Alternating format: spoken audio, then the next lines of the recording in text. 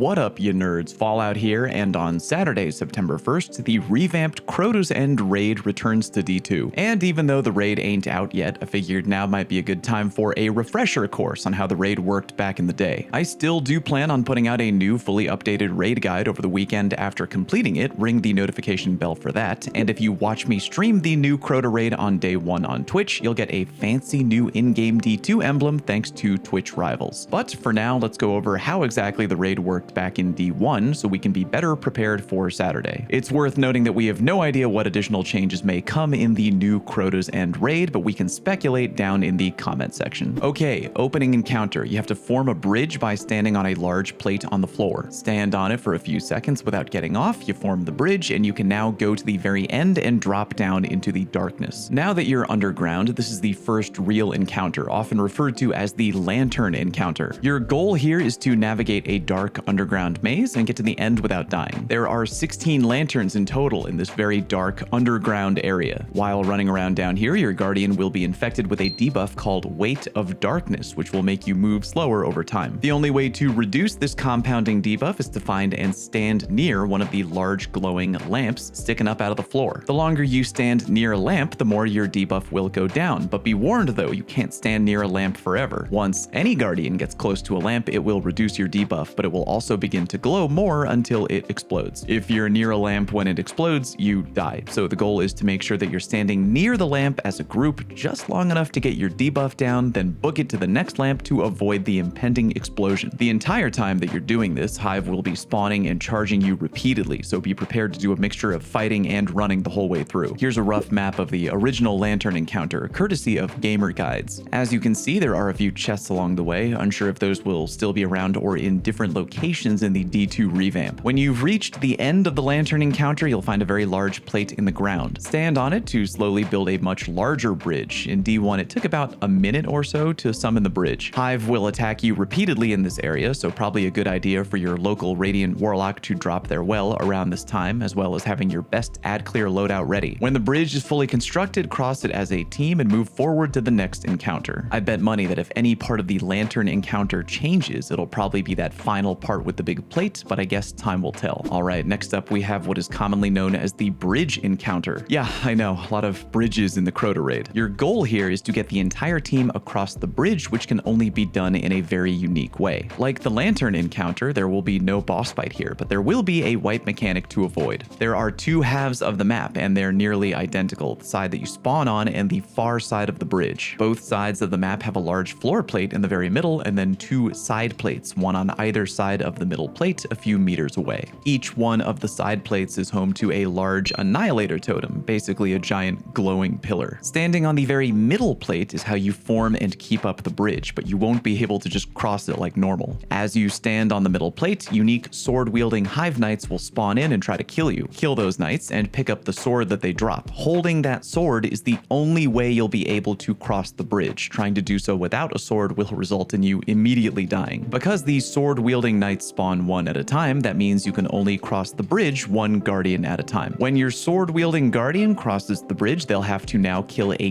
gatekeeper knight waiting for them on the other side, who can only take damage from the sword that you brought over while crossing the bridge. Now, when do these side plates come into play? Good question. If any guardian is standing on the middle plate to form the bridge, the annihilator totems on the side plates will begin to glow red. A different guardian needs to stand on the plate under each annihilator totem, or else they'll eventually explode and the entire fire team will die. So on the initial side that you spawn on, have 3 guardians on plate duty, one on the main plate and one on each annihilator totem plate, with the other guardians nearby on ad clear. Kill the sword-wielding knights and cross the bridge one at a time, making sure to continue keeping the annihilator plates from detonating. Eventually, you'll have 3 guardians on the far side of the bridge, who will now be able to protect the other set of annihilator plates, allowing the remaining 3 guardians to cross the bridge one at a time. There's going to be Hive trying to kill you on both sides of the bridge, so bring your best ad clear loadout for this encounter. Also, in D1, the gatekeeper knights, while immune to all non-Hive sword damage, were still able to be blinded. Might still be a good idea to bring a blinding grenade launcher, or maybe something like Strand, Suspend, or the ability to freeze the knights just to make dealing with them a little bit easier. Get every guardian across and kill all the Hive, and you're done with the bridge encounter. Before the next major encounter, you have to do a short little mini encounter by running through through a small but crowded hallway. Hive will repeatedly spawn until you destroy 2 Shriekers. Killing the Shriekers will power down the barrier door in the hallway, preventing you from moving forward. Try to go through this part quickly if you can. Back in the day, there was a hidden chest at the very end of the hallway encounter that you could only get to if one person on your team ran fast and got there before the door closed. If one Guardian makes it in, everybody can get the chest, but if no one gets in, the doors will close and you miss out. Alright, the next major encounter is one where you'll have to kill a unique wizard kinda quickly. If you don't kill her quick enough, she'll finish singing her death song, and when that happens, the whole team dies and you fail. As you move into CROTA'S throne room, the encounter will begin. The room with the wizard you have to kill is actually above and behind you as you enter CROTA'S throne room. Back in the day, it was recommended the team split up into 2 groups of 3, one team going left and the other going right. Head upstairs and start slaying the Hive. Before getting to the main boss wizard, there are 2 mini-boss wizards guarding her. The plan usually was to send one Guardian in through each of the 2 doorways to grab the wizard's attention, then turn and run away, basically luring the wizards outside. When they're outside, have everyone team shot the hell out of the wizards until they're both dead. Now you should begin trying to push inside, but be careful as there are Shriekers and more Hive that will further try to kill you. When the Shriekers are dead, finally push all the way into the structure and kill the main wizard, Iryut, to prevent her from finishing her death song. Now we're on to the final encounter, killing Crota, which begins in the same area where you just killed Iryut. The encounter is launched by all players huddling around the big crystal in the room where you are. The energy doors will power down and you can clean out the trash Hive. Crota will be walking around the upper floor on the far side from where you all are. Crota will usually patrol one of 3 general areas: the middle, the far left, or the far right. It's important to not be wherever Crota is, as he will 100% F you up. During this fight, Guardians are inflicted with a permanent debuff called Presence of Crota, which straight up prevents you from regenning health. I'm really wondering if Bungie will rework this mechanic in the D2 version of the raid, because we now have a lot of ways to regen health manually. But in D1, the only way to heal during the Crota fight was to pick up a big glowing aura called the Chalice of Light. The Chalice buff can only be held by one player at a time, but you have the ability to swap it between players. By just walking up to whichever teammate has the Chalice, you can take it right off them. Be sure to communicate, of course, on your team who has the Chalice and who is taking the Chalice at any given time when swapping back and forth. Eventually, a sword-bearing knight will spawn. Kill him and pick up that sword, as that's the only thing capable of dealing actual damage to Crota. Here's how a damage phase usually works. The sword bearer doesn't run in straight away, but rather waits off to the side for the opportunity to jump in and strike when the time is right. Meanwhile, the rest of the team helps out by de-shielding and downing Crota from afar with heavy gunfire. The team hits Crota with a lot of damage to take his shield all the way down. When Crota's shield is completely depleted, he will stop what he is doing and take a knee. Just before he takes a knee, that is the moment when the Hive sword-wielding Guardian leaps into action and starts whacking away at Crota. Timing will be really important when doing this, and good communication between the sword wielder and the de-shield team is vital. Crota won't stay kneeling for too many hits, and when he begins getting back up again, the sword bearer needs to GTFO, because if you don't bail fast enough, Crota can and will tear you a new beehole. It's important to note that during the original Crota boss fight, the towers on either side of Crota are home to Boomer Knights, who will just repeatedly spawn in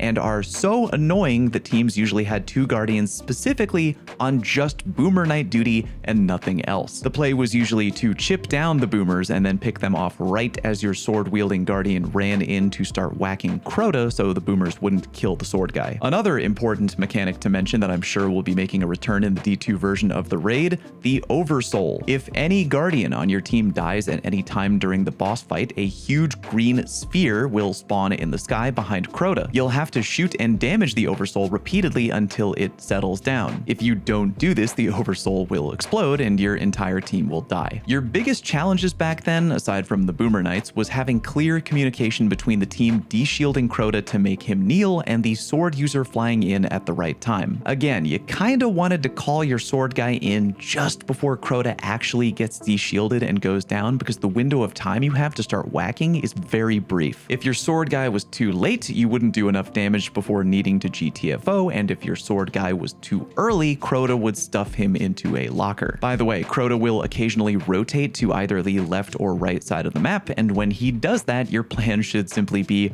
rotate to the other side. With the exception of the sword-wielding Guardian during a damage phase, You never want to be near Crota for pretty much any reason. Final thing to remember, in D1, after 2 sword bearers would die, 2 hive ogres would spawn in from each side room, and those were a huge pain to deal with. They just hit extremely hard back in the day, and you would die very quickly. One popular strategy was to drop down into the original hallway you used to enter Crota's throne room and bait the ogres into following you there so your entire team could shoot them from a semi-protected area. No matter what you do or where you shoot them from, make sure your entire team fully focuses on killing those ogres quickly, because if they're as deadly as they were in D1, your team might very likely wipe right here. After that, just rinse and repeat until Crota is dead. While we wait for the new Crota raid to drop this weekend, share your theories of what you think the challenges for each encounter will be down in the comment section, as well as your preferred day 1 loadouts. I'd love to see what you're planning on bringing. Because there's only 2 boss fights in the original Crota raid, and one of them involves damaging with a hive relic, I have to imagine that any top shelf ad clear roll is probably going to go really hard. We also have a lot of ways to blind enemies right now, and because so many things in Crota got completely effed up by being blinded, sword knights, hive ogres, wizards, etc.,